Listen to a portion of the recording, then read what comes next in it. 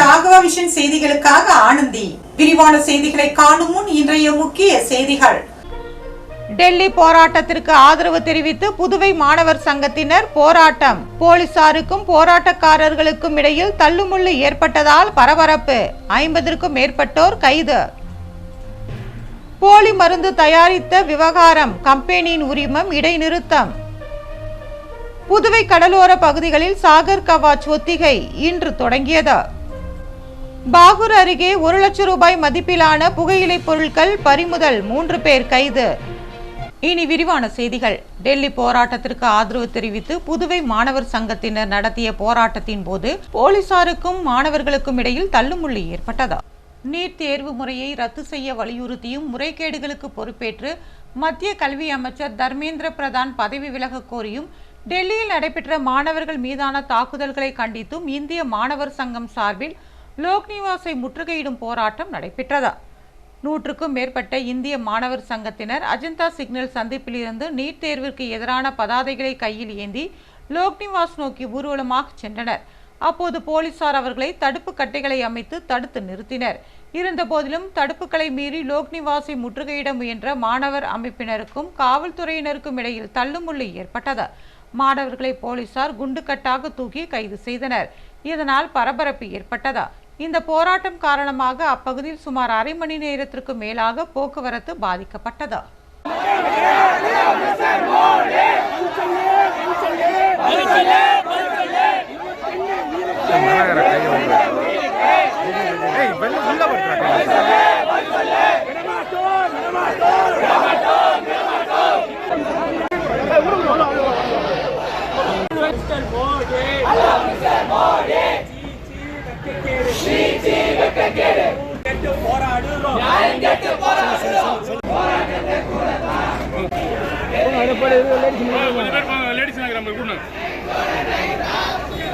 போலி மருந்து தயாரித்த விவகாரத்தில் கம்பெனியின் உரிமம் இடைநிறுத்தம் செய்யப்பட்டுள்ளது.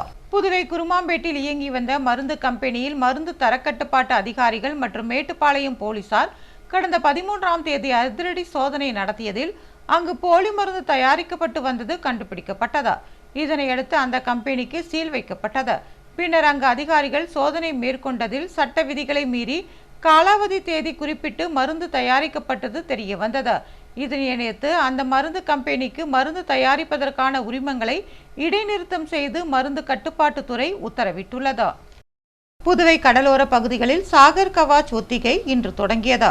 கடலோர மாவட்டத்தில் சமூக விரோதிகள் ஊடுருவை தடுக்கவும், கடலோர பகுதிகளில் குற்ற சம்பவங்களை தடுக்கவும் அரசு கட்டிடங்கள், கலங்கரை விளக்கம், சட்டப்பேரவை, கவர்னர் மாளிகை, தலைமை செயலகம், பேருந்து நிலையம், ரயில் நிலையம், மீன்பிடி துறைமுகம் ஆகியவற்றை பாதுகாக்கும் வகையில் 2 நாட்கள் சாகர் கவாச் என்கிற கடலோர பாதுகாப்பு ஒத்திகை நிகழ்ச்சி இன்று காலை தொடங்கியது. 2 நாட்கள் நடைபெறும் இந்நிகழ்ச்சி தேங்காய்திட்டு துறைமுகத்தில் துவக்கப்பட்டது. கடலோர காவல்படை ஆய்வாளர் தியாகராஜன் மற்றும் போலீசார் துறைமுகத்தில் நிறுத்தி வைக்கப்பட்டிருந்த படகுகளில் சோதனை மேற்கொண்டனர். கடலில் சென்று மீன்பிடித்துக் கொண்டிருந்த மீனவர்கள், படகுகள் மற்றும் மீனவர்களின் அடையாளங்கள் குறித்தும் அவர்கள் எங்கிருந்து வருகிறார்கள் என்றும் சோதனை நடத்தப்பட்டது. புதுச்சேரி மீனவ கிராமங்களான கடகச்செட்டிக்குளம், பிள்ளைச்சாவடி, வைத்திக்குப்பம், வீராம்பட்டினம், பூரணாங்குப்பம், நல்லவாடு, மூர்த்திக்குப்பம் உள்ளிட்ட கடலோர மீனவ கிராமங்களில் சோதனை நடத்தப்பட்டது. மக்கள் கூடும் இடங்களான புதிய பேருந்து நிலையம், மார்க்கெட், ரயில் நிலையம் ஆகிய இடங்களிலும் ஒத்திகை நிகழ்ச்சியில் போலீசார் பங்கேற்றனர். பாகூர் அருகே 10 லட்சம் ரூபாய் மதிப்பிலான புகையிலை பொருட்கள் பறிமுதல் செய்யப்பட்டு 3 பேர் கைது செய்யப்பட்டனர். புதுவை பாகூரை அடுத்த மணமேடு பகுதியில் தடை செய்யப்பட்ட போதைப் பொருள் விற்பனை செய்யப்படுவதாக போதை தடுப்பு பிரிவு போலீசாருக்கு ரகசிய தகவல் கிடைத்தது. இதனையடுத்து போதை தடுப்பு பிரிவு மற்றும் கரையாம்புத்தூர் போலீசார் தீவிர கண்காணிப்பு பணியில் ஈடுபட்டனர். மணமேடு சாராய கடை அருகில் உள்ள பெட்டி கடைகளில் அதிரடி சோதனை மேற்கொண்டதில் மணமேட்டை சேர்ந்த செழியன், ரவிக்குமார் ஆகியோரது பெட்டி கடைகளில் தடை விதிக்கப்பட்டிருந்த புகையிலை பொருட்கள் வைத்திருந்ததும், அவர்களது வீடுகளில் கிலோ கணக்கில் போதைப் பொருட்கள் பதுக்கி வைத்திருந்ததும் தெரிய வந்தது. இவர்களுக்கு கரையாம்புத்தூர் பகுதியைச் சேர்ந்த ஜெயக்குமார் என்பவர் விநியோகம் செய்ததும் தெரிய வந்தது. இதனையடுத்து 3 பேரையும் போலீசார் கைது செய்து அவர்களிடமிருந்து தடை செய்யப்பட்ட புகையிலை பொருட்களான 110 கிலோ ஆன்ஸ் மற்றும் போதை பாக்குகளை பறிமுதல் செய்தனர். இதன் மதிப்பு 1 லட்சம் ரூபாய் ஆகும். ரொக்கப்பணம் 11,000, 4 செல்போன், 2 இருசக்கர வாகனங்களும் பறிமுதல் செய்யப்பட்டது. ஆஷாட நவராத்திரியின் நிறைவாக கங்கை வராக நதீஸ்வரர் கோவிலில் நடைபெற்ற ஸ்ரீ வராகி மூலமந்திர யாகத்தில் ஏராளமான பக்தர்கள் கலந்து கொண்டனர். புதுச்சேரி அருகே உள்ள புகழ்பெற்ற திருக்காஞ்சி அருள்மிகு கங்கை வராக நதீஸ்வரர் ஆலயத்தில் அன்னை மங்கள வராகியின் ஆஷாட நவராத்திரி விழா கடந்த 10 நாட்களாக சிறப்பாக நடைபெற்றதா. இதன் நிறைவு நாளான இன்று வராகி நவராத்திரியை முன்னிட்டு மூலமந்திர யாகம் நடைபெற்றதா. காலை 9 மணிக்கு தொடங்கிய யாகத்தில் வேத மந்திரங்கள் முழங்க சிறப்பு பூஜைகள் நடைபெற்றன. தொடர்ந்து 9 சுமங்கலிக்கு சுவாசினி பூஜை நடத்தப்பட்டது. பின்னர் மகா பூர்ணாகுதி, கலசாபிஷேகம் ஆகியவை நடத்தப்பட்டது. மாலையில் அன்னை வராகி அம்மனுக்கு சந்தன காப்பு அலங்காரம் செய்யப்பட்டு சிறப்பு தீப ஆராதனை காட்டப்பட்டது. இதனைத் தொடர்ந்து உற்சவர் வராகி அம்மன் குதிரை வாகனத்தில் எழுந்தருளி திருவீதி உலா வந்து பக்தர்களுக்கு அருள்பாலித்தார். விழாவில் புதுச்சேரி, திருக்காஞ்சி கிராமவாசிகள் மற்றும் சுற்றுவட்டார பகுதிகளைச் சேர்ந்த திரளான பக்தர்கள் கலந்து கொண்டனர். தொடர்ந்து விழாவில் கலந்து கொண்ட பக்தர்களுக்கு அன்னதானம் வழங்கப்பட்டது.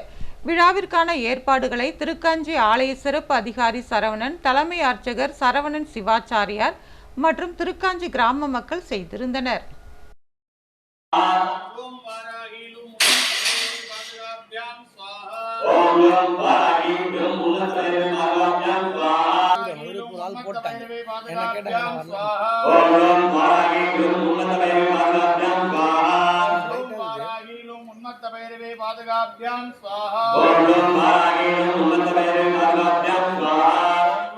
டெல்லியில் ராகுல் காந்தி, பிரியங்கா காந்தியை கைது செய்ததை கண்டித்து காங்கிரஸ் கட்சியினர் சாலை மறியலில் ஈடுபட்டதால் பரபரப்பு ஏற்பட்டது.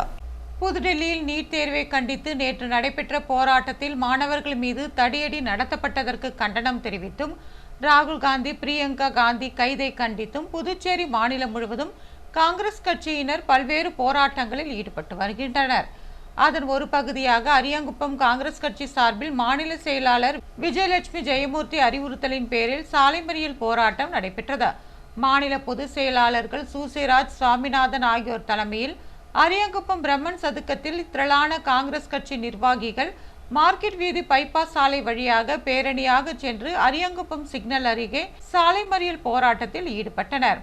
அப்போது காங்கிரஸ் கட்சி நிர்வாகிகளிடம் போலீசார் பேச்சுவார்த்தை நடத்தினர்.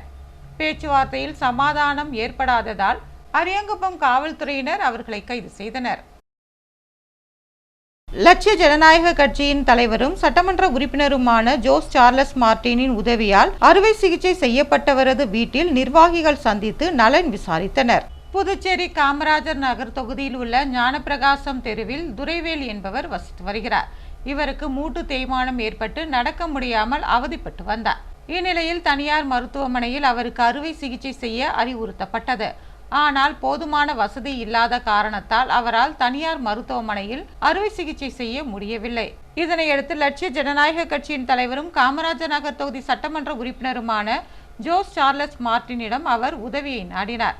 லட்சிய ஜனநாயக கட்சியின் பொதுச் செயலாளர் துரைசாமி பொது மருத்துவமனையில் உயர் மருத்துவ அதிகாரிகளிடம் பேசி பரிசோதனை செய்து துரைவேலுக்கு அரசு மருத்துவமனையிலேயே அறுவை சிகிச்சை செய்ய ஏற்பாடு செய்திருந்தார். அதன்படி அவருக்கு அறுவை சிகிச்சை செய்து முடிக்கப்பட்டது. இதனைத் தொடர்ந்து வீடு திரும்பிய அவரை லட்சிய ஜனநாயக கட்சியின் பொதுச் செயலாளர் துரைசாமி அவரது இல்லத்திற்கு நேரில் சென்று நிலைமை குறித்தும் நலன் குறித்தும் விசாரித்தார். துரைவேல் குடும்பத்தினர் லட்சிய ஜனநாயக கட்சியின் தலைவருக்கு நன்றி தெரிவித்தனர். லட்சிய ஜனநாயக கட்சி சார்பில் உறுப்பு செயல் இழந்தவருக்கு மருத்துவ கட்டில் வழங்கப்பட்டது. புதுச்சேரி காமராஜர் நகர் தொகுதியில் உள்ள புதுசாரம் பகுதியில் தமிழ்ச்செல்வம் என்பவருக்கு மூளைவாதம் நோய் ஏற்பட்டு உறுப்புகள் செயலிழந்துள்ளது. அவர்களது குடும்பம் ஏழ்மை நிலையில் இருப்பதால் அவருக்கு லட்சிய ஜனநாயக கட்சியின் தலைவரும் காமராஜர் நகர் தொகுதி சட்டமன்ற உறுப்பினருமான ஜோஸ் சார்லஸ் மார்டினிடம் உதவி கோரினார். உடனடியாக பாதிக்கப்பட்டவருக்கு மருத்துவ கட்டில் வழங்கப்பட்டது. நிகழ்ச்சியில் லட்சிய ஜனநாயக கட்சியின் பொதுச் செயலாளர் துரைசாமி, சாரம் பூத் தலைவர் சுகுமாரன் ஆகியோர் உடனிருந்தனர். அக்குடும்பத்தினர் லட்சிய ஜனநாயக கட்சியின் தலைவரும் காமராஜர் நகர் தொகுதி சட்டமன்ற உறுப்பினருமான ஜோஸ் சார்லஸ் மார்டினுக்கு நன்றி தெரிவித்துக் கொண்டனர். தமிழக முதலமைச்சர் விஜய் நடித்த ஜனநாயக திரைப்படம் இன்று வெளியானது. தமிழக முதல்வர் விஜய் நடித்த ஜனநாயகன் திரைப்படம் இன்று நாடு முழுவதும் வெளியாகியது. தமிழகம் மற்றும் புதுச்சேரியில் உள்ள அனைத்து திரையரங்களிலும் காலை 10 மணி முதல் படம் திரையிடப்பட்டது. திரையரங்குகள் முன்பு திரண்ட ரசிகர்கள் மற்றும் தமிழக வெற்றி கழகத்தினர் விஜயின் பேனர்களுக்கு பாலாபிஷேகம் செய்து தேங்காய், பூசணிக்காய் உடைத்து கற்பூரம் ஏற்றி ஆரத்தி எடுத்து மேலதாளம் முழங்க நடனமாடி உற்சாகமாக கொண்டாடினர். இது குறித்து ரசிகர்கள் கூறுகையில், விஜயின் கடைசி திரைப்படம் என்பதால் மகிழ்ச்சியோடும் சேர்த்து வேதனையாகவும் உள்ளதாகவும், சமூகத்திற்கு விழிப்புணர்வு ஏற்படுத்தும் வகையிலாவது அவர் தொடர்ந்து படங்களை நடிக்க வேண்டும் என்பதே தங்களது விருப்பம் என்று தெரிவித்துள்ளனர்.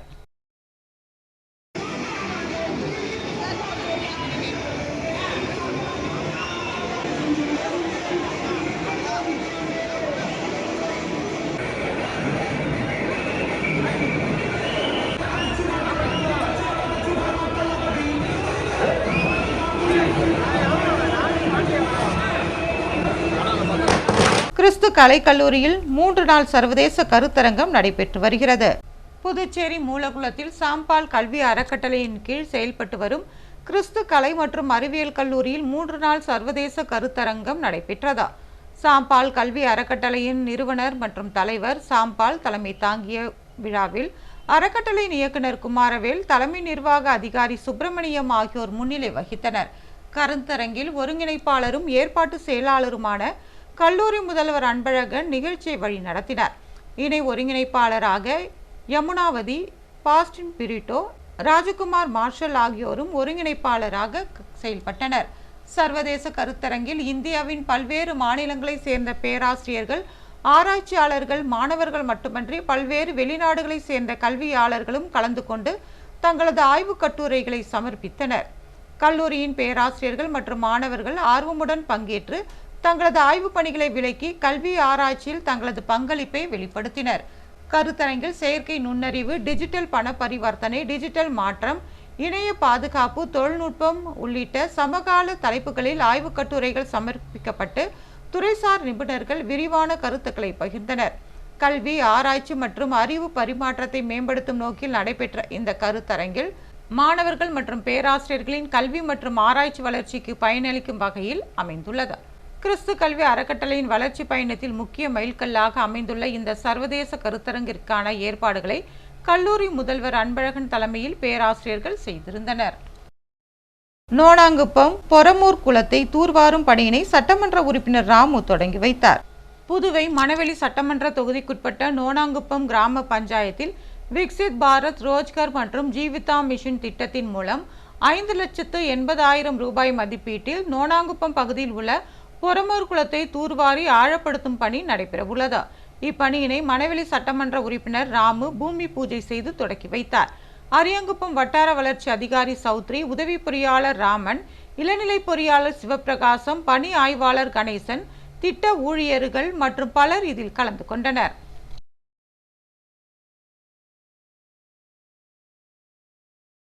ரெட்டியார்பாளையத்தில் உள்ள சொர்ணமுத்து மாரியம்மன் கோவிலில் நடைபெற்ற திருக்கல்யாண உற்சவத்தில் ஏராளமான பக்தர்கள் கலந்து கொண்டனர். புதுவை ரெட்டியார்பாளையம் புதுநகர் பகுதியில் சொர்ணமுத்து மாரியம்மன் ஆலயம் உள்ளது.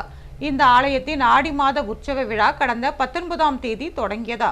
தொடர்ந்து 3 நாட்களாக காலை முதல் அம்மனுக்கு பூஜைகள் செய்யப்பட்டு சுவாமி வீதி உலா நடைபெற்றது. விழாவின் முக்கிய நாளான 22ஆம் தேதி காலை பல்வேறு பூஜைகள் செய்யப்பட்டு தீபாராதனை காண்பிக்கப்பட்டது. இதனைத் தொடர்ந்து இரவு 8:30 மணியளவு திருக்கல்யாண கோலத்தில் காத்திருந்த சொர்ணமுத்து மாரியம்மன் மற்றும் மீனாட்சி சுந்தரேஸ்வரருக்கு திருமண காப்பு கட்டுதல், மாலை மாட்டு நிகழ்வுகளை தொடர்ந்து திருக்கல்யாண வைபவம் நடைபெற்றதா. இதில் ஏராளமான பக்தர்கள் கலந்து கொண்டு சுவாமி தரிசனம் செய்தனர். திருமண விழாவில் பங்கேற்ற நூற்றுக்கணக்கான பக்தர்களுக்கு பிரசாதங்கள் விநியோகிக்கப்பட்டதா. புதுவையில் இன்றைய தங்கம் மற்றும் வெள்ளி விலை விவரம். தங்கம் 1 கிராம் 13,430 ரூபாய். ஒரு சவரன் தங்கம் 1,07,440 ரூபாய். வெள்ளி 10 கிராம் 2,390 ரூபாய். மீண்டும் இன்றைய முக்கிய செய்திகள். டெல்லி போராட்டத்திற்கு ஆதரவு தெரிவித்து புதுவை மாணவர் சங்கத்தினர் போராட்டம். போலீசாருக்கும் போராட்டக்காரர்களுக்கும் இடையில் தள்ளுமுள்ளு ஏற்பட்டதால் பரபரப்பு. 50க்கும் மேற்பட்டோர் கைது. போலி மருந்து தயாரித்த விவகாரம், கம்பெனியின் உரிமம் இடைநிறுத்தம். புதுவை கடலோர பகுதிகளில் சாகர் கவாச் ஒத்திகை இன்று தொடங்கியது. பாகூர் அருகே 1 லட்சம் ரூபாய் மதிப்பிலான புகையிலை பொருட்கள் பறிமுதல், 3 பேர் கைது. இத்துடன் செய்திகள் நிறைவு பெறுகிறது. வணக்கம்.